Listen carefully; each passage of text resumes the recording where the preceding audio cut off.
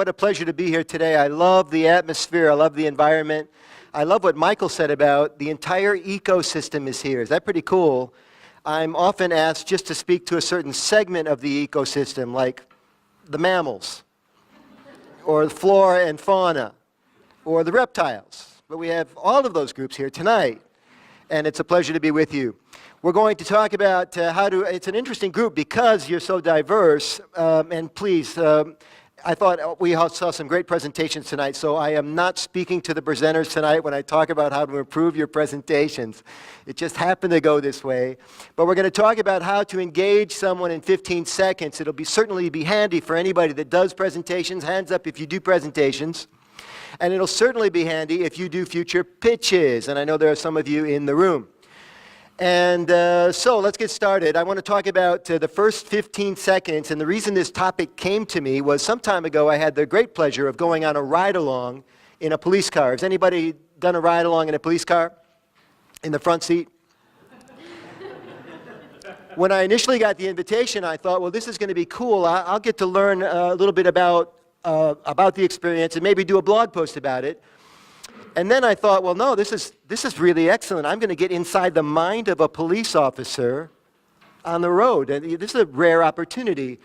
And I decided, one of the things I really wanted to find out from Dan Frazier when I rode along with him was, what goes through a police officer's mind when he stops you for speeding? And it's an interesting question, isn't it? And it turns out giving you a ticket is the last thing on his mind. He's focused on a lot of other things. Can anybody guess what? Safety's a big one. I mean, think about how they park their car. Your car's parked parallel with the road. His car is parked like this behind you. Why does he park like that? That's exactly right, because when the rear end of his car juts out into traffic, he can protect himself from oncoming cars. So everything about it, he might know who owns the car, but he doesn't know who's driving. He has no idea what's in the car, and so he's very concerned about his safety. Sergeant Dan Frazier would tap on the trunk as he walked around the car. Why did he do that? Why would he tap on the trunk? He could, not that the guy would answer if there was someone in the trunk, but the sound of the trunk, is it hollow, is it full? It's a dangerous time to be a police officer right now. One time I saw him actually lift the trunk to see if it opened, just in case it might have been one of those uncomfortable ambushes. Now, when cops stop you for speeding, it's a matter of life or death. But pitching your next big enterprise is even more important than life and death. It's about taking care of your family and sometimes future generations. So let's get it right. Let's talk about things that you should do in the first 15 seconds to engage somebody right away, whether you're in front of the room or face-to-face with them. Y'all have a handout, yeah? So I want you to write some notes down as we talk because I want you to take some ideas back to the office. And feel free to share these ideas because they're very valuable. They'll help everybody on your team. Okay, so the first thing is that when you walk into the room, not here, not when you shake hands, not in the food line, but when you walk into the room, people are watching you, right? And my dad was really good at this because he was a showman. It's true I have a background in music. And if anybody play a musical instrument, anybody have a background in showbiz, there's something about a stripe of a musician or a magician or any type of performer. We have pretty healthy egos, and we think people are watching us all the time. And you know what? We're right. People are watching us walk into the room. Now that's interesting, isn't it? Because if your next big investor is in the room and he's watching you walk in, of course he's interested in how you act in front of the group, but he really wants to see how you are in private. He's not just investing in your idea. He's not just investing in your company. He's investing in you as a person, and he wants to know he's safe. Same thing we do in front of the room when we're presenting. How can we get people to like us, know us, and trust us very, very quickly? This is not an easy thing to do. So this idea of walking in the room with a good, strong self-image. Now, if I asked everybody in the room, how's your self-image on a scale of 1 to 10, everyone in the room would say, oh, I'm an 8, 9. Some people would say 11, right? Performers, I'm an 11. And you may be, but the truth is that you may not be emanating that on first view. So one of the easiest ways to do that when you walk in is you walk in, and this is going to hit some of you sideways, I know, like you've been here before. You walk in like you own the place, right? And for some of you, you might say, well, no, that's not my style, man. That's really uncomfortable for me. But own the place is your interpretation of own the place. I'll tell you one thing. If you walk in like this, People have taken notice of this, right? You look like, not only you don't own the place, you look like you don't even want to be here. And people are noticing. So self-esteem and how you feel about yourself is really important. But my dad told me this. He said, you can help other people with their self-esteem. It's a misnomer, ladies and gentlemen. It's called self-esteem, but you help other people with it. And when you meet people and you talk to them and you ask questions in a 3-to-1 or even a 5-to-1 ratio, you're showing more interest in them than they are in you. That helps people feel good about themselves. And people will like you for that, right? When you ask those questions, don't get any more than a 5-to-1 ratio because it gets creepy. Just enough to stay ahead of the game a little bit, right? People love that kind of stuff. So we're already into the handout a little bit. When you show interest in others, others will show interest in you. Now, it turns out that there are certain words in the English language that are really beneficial for the first 15 seconds. I'm going to share the 15 most powerful words you can ever use with another person. And they're going to come to you in little phrases, right? The 5 most important words, the 4 most important, the 3, they add up to 15. So the 5 most important words you can ever use with another person are, I am proud of you. I am proud of you. If you're talking to somebody who's pitching, you say, I'm really proud of you. It's got to be hard to get your idea out in front, present your new baby to everybody. If someone's coming to pitch club for the first time, you might say, I'm proud of you for making it. Most people are too busy to find extra time for this kind of stuff. Well done. If you found a way to park for free in Lansing, I'm proud of you. Really good. It's a big achievement, right? So those are the 5 most important words. The 4 most important words are, what is your opinion? Really important in a venue like this, right? What is your opinion, or what do you think? Right? Is you always show interest in what people think. Even if you don't care what people think, it's a good idea to ask them what they think. Isn't that true? Absolutely. People love to be asked that question. The 3 most powerful words are, will you please? The 2 most powerful words are what? Thank you. And the number 1 most powerful word is, anybody? Yes. Good guess. It's not yes. It's not you. Why? It's not why. All these smart people in the room. No. It's not no. It's the person's name. The most beautiful sound in the world is a person's name. And that's why we give you name badges when we come in. We want you to call each other by your favorite word, you see. And nobody responds to any other word in the English language like their name. So if you're really trying to appeal to somebody in a meeting of any kind, you want to use their name whenever possible. So here are some ideas for power signals. Now that you know what to say, what are some things that you can do? Because communication is both verbal and nonverbal. Would you agree?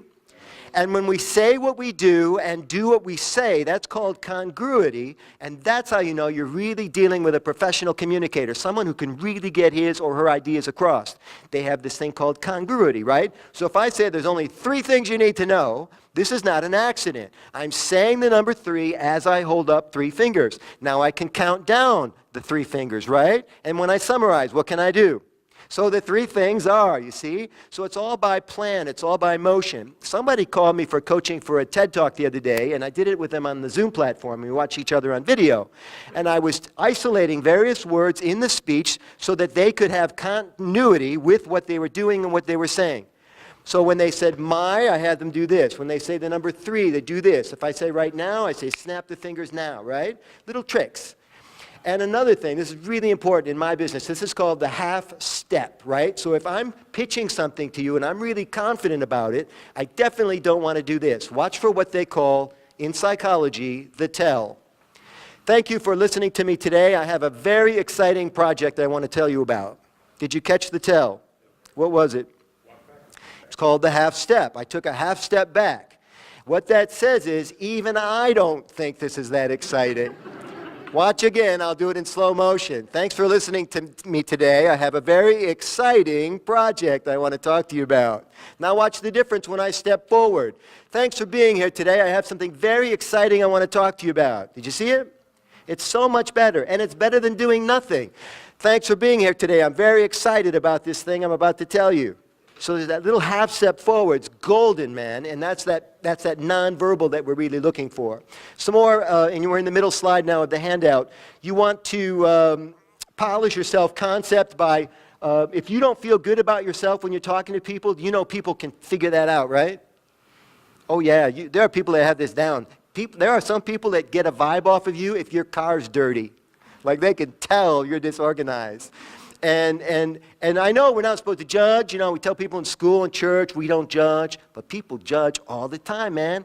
If you pitch tonight, you got judged tonight, right? Okay, so we know people are judging. We want to put on our best show, and that's what we're trying to do. I mentioned earlier, when you walk into the room, you can walk in with what's called a neutral face or a resting face, or you can walk in with a little smile on your face. Which one's better for you? The smile, but it's incredibly hard to smile when you walk into the room. You got so many other things on your mind, right? What is this pitch club? Is this pitch with a B or pitch with a P? I had to explain it that way earlier to some friends. You're going where? And so when you walk into the room, if you're smiling, you belong here. You're confident, right? You've got something to share with people. Quiet, Tell, I'm talking. And so when you smile, you send a signal, I am at home, I am with my people, and it really resonates with people. You also want to walk with purpose, right? There are two types of people in life, people that amble through life and people that walk with purpose, right? And I know a lot of us can't walk as fast as we used to maybe, but you should try to walk a little bit faster than you normally walk and a little bit faster than most people walk. Because when you walk fast, it sends a signal that you're important, you've got things to do, you're a person of purpose, right? And it sends a signal. And people decide about you really early on when they meet you. You know this is true in the first 15 seconds. Finally, you want to sit in the power seat. Guess where the power seat is in this room? Have a guess. It's toward the front. Front row usually is where the action is, right? If you're in the front row, you're in the visibility section for everybody else in the room. If you're in the back row, these people never see you until they get up to, actually, they're never going to see you. Right? In some rooms, they might see you as they leave, but in this room, they never see you. And you're here to get seen if you're pitching. So you want to be careful to get to the room early so you can sit in the front. We have a joke in the seminar business that everybody that gets there sits in the second row, which becomes the first row by de facto because nobody's in the front row. So you want to sit up front whenever you can. And then finally, when you do meet people, you want to have this killer elevator speech. What brings you here today? If you stutter or stammer, you get demerits. And the people will never say to you, you know, you sound like you don't really have it together yet. They just think it, right? And if you're pitching, pitching is like this, right? It's like we're waiting for the two circles to come together like this, right? And if you're early because you're not ready, then they say, it doesn't sound like a fit for me. They don't tell you it doesn't sound like you're ready. They say it's not a fit. And then you wait for the circle to come around again. You wait for your next appointment with that investor. Okay, we also know that the handshake's really important. I won't spend a lot of time on this, but there are 3 types of handshakes. Please tell me you know what they are. Yeah, the fish is the dead fish. Excellent. So when you shake hands with somebody, you just give them a couple fingers to work with, and it's so uncomfortable. And I've met men who do that on purpose with women. And I chased a guy down one time because the woman said, that guy's got a dead fish to me. And so I chased him down. And we got him in the parking lot. He probably thought I was a weirdo. And I said, hey, listen, I'm going to ask you a question. And we started talking. I made him feel safe. And then I said, tell me about your handshake. Tell me, and he said, well, I think women like it when I shake hands like that. He thinks women like it. How did this happen? The second kind of handshake is called the bone crusher. All these are about signals. They're sending you signals, right? The dead fish is sending you a signal. Maybe I'm uncomfortable with myself. Maybe I'm uncomfortable with you. Maybe I don't get out much, right? But it's not a good signal. The bone crusher is sending you a signal. What's his signal? I'm going to dominate you. I'm going to grind you down on price. I'm going to out-negotiate you later, right? And there are ways to defend against the handshakes. With the dead fish, you pull, with your left hand, you pull the person's wrist closer to you until you get that firm grip, and all the while maintain eye contact, right? All this has to be done in real time because you never get a second chance at the first impression. With the bone crusher, you actually have to telegraph to the person, and men will never do this, that he's hurting you. Men are too cool. Men are just grit and bear it, man. Like they're in pain, tears coming out of their eyes, but they never give it up, right? But the actual technique is to say to the guy, ow, that hurt. And what do you think he says right away? I'm sorry, right? And if you say it loud, he apologizes loud. And what this does is you've traded signals already. He said, I'm going to dominate you. You said, I don't think so, right? It's all done very quickly in those few seconds. So it's pretty cool. So that's the perfect handshake. I want to wrap up with a couple of other bits for you, then we'll do some quick Q&A. Is this content good for you? Okay, very good. You're all technical people in here, so you don't need to know too much about the smartphone, but it's amazing how many people will take a phone call from somebody, and the other person mentions another person that's not on the call 2 times, 3 times, 4 times, 5 times, and then finally you say to the other person, well, let me call him, and then what do you have to say? And then I'll call you back. You now have homework because he's talking to the wrong person. You ever think about this? And so I don't do this nonsense anymore. I say, let's do a 3-way call. Now, what's interesting is the guy who's calling me about the third person is often complaining and saying things he doesn't want the other person to hear. So this is an interesting proposition. And I say, hey, let's call him right now and talk to him. And there's a little silence on the phone, like he doesn't know if this is a good idea. And then he goes, okay. And then I put those 2 get together on the call. They actually talk, and guess what he doesn't say? Any of the smack that he was saying earlier. That's fascinating to me. And I don't have homework. I don't have to call 2 more people back. So I love that. It's a 3-way call. It's the simplest thing to do on a phone, and nobody does it. I don't know why. So finally, we want to find sustainable ways to be persuasive. We want to teach other people these techniques so that they can be more persuasive, so that all of us can get what we want in life. Ganesh invited me to this event. I've already met Michael. I can tell we're going to be great friends, and I look forward to meeting a number of you in the what do we call it, the afterglow. Thank you very much. My name is Angelo Caruso.